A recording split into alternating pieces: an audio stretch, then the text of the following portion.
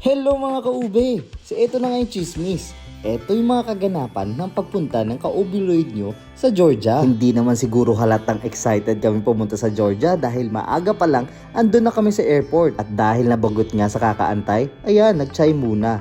At eto na nga, pasakay na kami ng eroplano. Partida yan galing duty, diretso sa biyahe. Pero fresh pa rin, di ba? At eto na nga, nakarating na rin kami sa Georgia at hindi namin inaasahan, sobrang lamig. Kita naman sa mukha niya, di ba? At sa mga oras nga na to, hindi na ako pwedeng mag-cellphone sa loob. Kaya hindi ko na nakuhanan mula pagpasok namin hanggang sa immigration. Kaya dito na lang paglabas namin. At eto na nga yung tour guide namin. Pangalan niya, si Luca. Alas 5 na yan ng madaling araw at nakarating din naman kami agad sa hotel namin.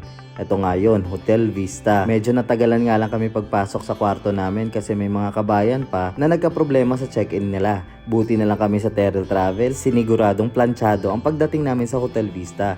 At eto na nga yung kwarto namin na tutulugan. Malinis, spacious, hindi kagaya ng iba na maliit lang at marami sila sa kwarto. Malinis din ang toilet nila. Masasabi mo talagang goods ang hotel na to. At syempre, kahit puyat kami, hindi kami papatalo at papahuli sa breakfast. Bah, libre yan At eto na nga, dahil puyat kami at alas 5 na kami nakarating, nag-request kami sa tour guide namin na instead na alas 10 ang unang labas namin, gawin na lang naming alauna. Para makapagpahinga pa kami at ma-enjoy namin kung saan kami mga pupunta. At dito nga kami unang pumunta sa city tour. Nag-boat tour kami, may pa-wine-wine pa. At sunod naman yung pinuntahan namin ay dito sa Tbilisi Car Cable Ride. Sa mga oras nga na yan, si Kaubiloid lang nag-e-enjoy dahil parang pakiramdam ko na parami ako ng wine. Kaya nakakaramdam din ako ng hilo at naghahanap din ako ng banyo at the same time. Hindi ko na nga nakuha ng video pagdating namin sa taas kasi parang gusto kong namnamin ang ganda ng city. Kaya ayan, pagbaba na lang namin. Sunod naman naming pinuntahan ay isa sa mga old church nila na masasabi mo maraming kwentong nangyari dito. Pasara na rin sila dyan kaya saglit lang kami. At eto na nga yung pinakamagandang part dyan, ang dinner time. Dinala nga kami ni Lucas sa isang fine dining restaurant kung saan namin matitikman ang mga authentic food sa Georgia. Kinkali ang tawag dito, ang Georgian dumplings. At may pamamaraan nga sila kung paano kainin ang Georgian dumplings na to. Dahil hindi lang to basta-bastang dumplings. Dahil sa loob nito, merong soup na pwede mong lagyan ng wine para mas ma-enhance palalo ang flavor. Umuwi na rin kami pagkatapos niyan. At eto na nga, umaga na naman, breakfast na naman. Syempre, susunggaban namin yan. At kasama na namin kumain dyan ang mga kabayan na dito din galing sa Dubai. Ang saya nga nila kasi group of family yan sila. At eto na nga, second day ng tour namin at medyo excited din ako at excited din yung batang yan kasi makakita na kami ng snow for the first time. O yan, pasakay na kami at tignan mo yung bata sa sobrang excited niya. Boom! Untog ka, diba? At dahil nakatulong nga kami ng mahaba-haba, si Kaubiloid nyo, ayan, may energy makipagkwentuhan sa tour guide namin na si Luca. Medyo mahaba nga lang yung biyahe, sinabi sa amin, estimated time of arrival doon sa place na pupuntahan namin ay mga 2 hours kasi may mga dadaanan pa rin naman kaming lugar kung saan yung mga tourist ay pumupunta din. Tulad na laman ng Ananurizin Valley na napakaganda. At eto na nga yung first stop namin, talaga namang mamamangha ka sa linis ng lugar, lalong-lalo na yung dam nila, yung tubig nila, napakalinis. Ayan, makikita mo naman kasi talaga ang ganda. Dahil maraming ang tourist para magpa-picture dyan, nagantay din kami ng chance namin para makita ng malapitan at syempre makapagpa-picture na rin at makapag-video. Pero sa mga oras nga na yan, sobrang lamig na kasi sabi sa amin ni Luca, malapit-lapit na daw kami sa pupuntahan namin. At ayan nga, may mga kabayan din na nagtutour dito sa Georgia kung saan pupunta din sila sa pupuntahan namin ni Kaubiloid. At ayan nga, naabutan din namin yung kaibigan ni Luca. Isa din siyang tour guide at sinabi niya nga sa amin, sa tagal na nga daw niyang ginagawa tong trabaho to, may mga nakikilala na siyang Pilipino at pagsalita na ng Tagalog. Ito nga susunod namin pinuntahan, isa rin sa mga historical churches nila dito sa Georgia. Masasabi mo rin talaga napakaganda at maraming mga kabayan na pumupunta dito. Tulad ng mag-asawang yan, dito pa sila nag-date. At eto, kababayan ko pa sa Aklan, galing Israel. Pagpasok nga namin dito, para kami nag-teleport sa panahon ni Jesus Christ. Napaiyak pa nga dyan si Kaubiloid habang nagmimisa yung pare. Hindi ko lang makuha ng video kasi nga, mahigpit na pinagbabawal.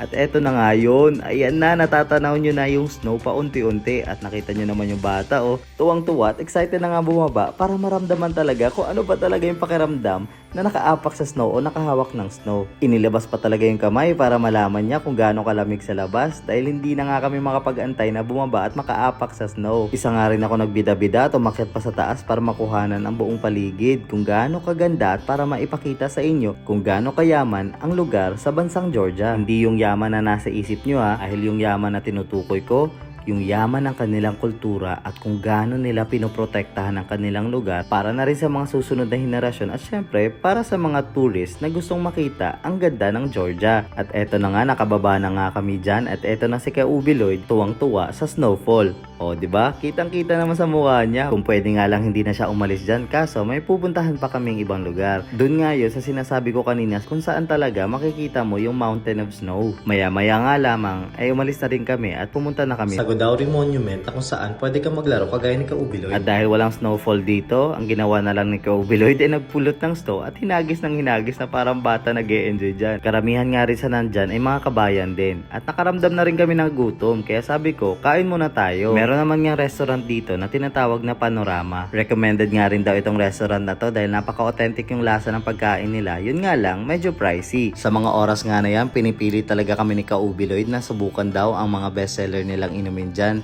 kasi napakalamig daw sa labas. At eto na nga, kakain na kami pero bago yan. Hi! What's your name? Katya. Katia. My name is Katya. You can feel me and this will spread all around the world. At yun nga sabi niya, kuhanan daw siya ng video para spread namin around the world to visit Panorama Restaurant dito sa Georgia.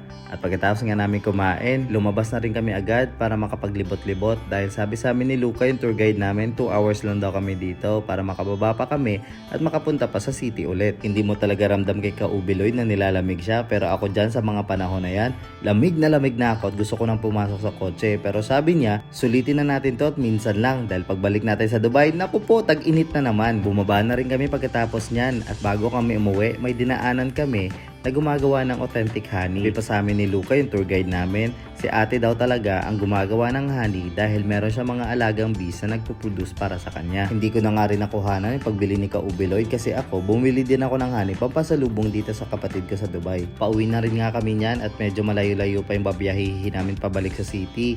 Medyo mga 1 oras to 2 oras, depende din kung matraffic pa. Sabi nga sa amin ni Luca, sana daw hindi pa ginagawa yung tulay kasi pag nagkataon, ako po, aabutin kami ng siyam-siyam bago makarating sa bahay namin.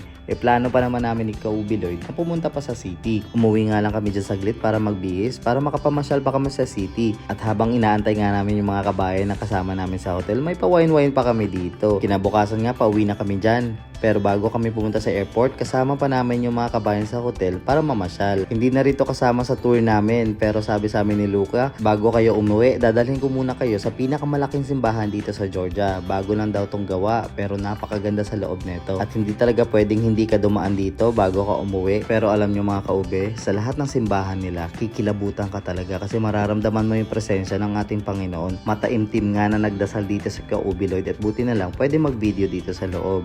Ayan na nga, pauwi na kami dyan kasi sabi sa amin ni Luca, you have only 20 minutes para mag-visit sa simbahan. Nakakaramdam na nga rin kami dyan ng lungkot kasi parang bitin ang pagpunta namin. Para sabi ko sa susunod, habaan natin yung pagpunta natin sa Georgia. Kasama pa yung iba nating mga Ka-Ube. Buti na lang talaga nandyan si Terrell Travel. May pa-service voucher. At ayan na nga, palabas na kami sa kwarto. At mag-check out na rin kami dyan. Dahil naghihintay na nga rin sa amin si Luca sa labas para ihatid na kami sa airport. Tuwang-tuwa nga sa amin dyan yung empleyado ng hotel kasi ang sabi niya, iniwan daw namin malinis yung kwarto at pati yung mga basura, inayos pa namin para itapon na lang nila. Palabas na nga rin kami dyan at marirate ko yung hotel, yung service nila, yung kalinisan ng hotel.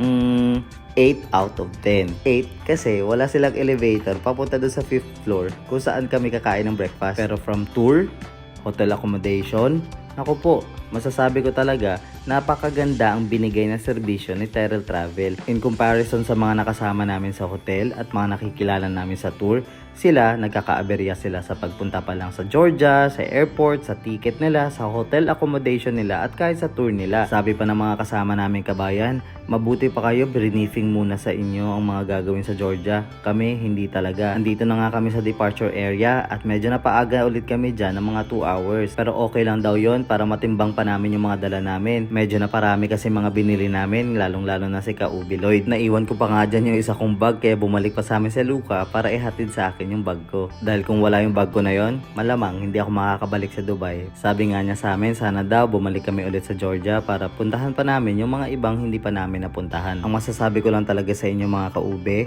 kung gusto nyo mag-travel sa Georgia, sa Armenia, sa Kazakhstan, saan man yan, huwag kayo basta-basta magtitiwala lang dyan sa mga travel agency na nag-o-offer sa inyo ng murang travel dahil ang importante sa lahat, well-assisted kayo ng agent ng travel agency. Mula sa mga documentations na kailangan nyong i-prepare hanggang sa tour activities, dapat alam nyo yan. Gaya ng ginawa sa amin ng Terrell Travel, hindi kami pinabayaan kasi bago kami lumipad, dapat ready lahat ng mga papeles na ipepresent namin sa immigration. Kaya kung nakarating kami ng maayos sa Georgia, nakabalik din kami ng maayos dito sa Dubai. Kaya mga kaube, kung may plano kayo mag-tour, dito na kayo sa Terrell Travel. I-click nyo lang yung link sa taas para kontakin sila. Sa muli, maraming salamat, Terrell Travel and Tours.